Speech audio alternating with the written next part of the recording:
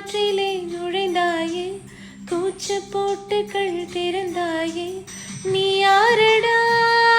தேடினேன் முகவரிதானே வாய் கூசுதே உன் பேரை நான் பேசுதே சாரலில் நான் காய்கிறேன் உன் விழி குடைதானா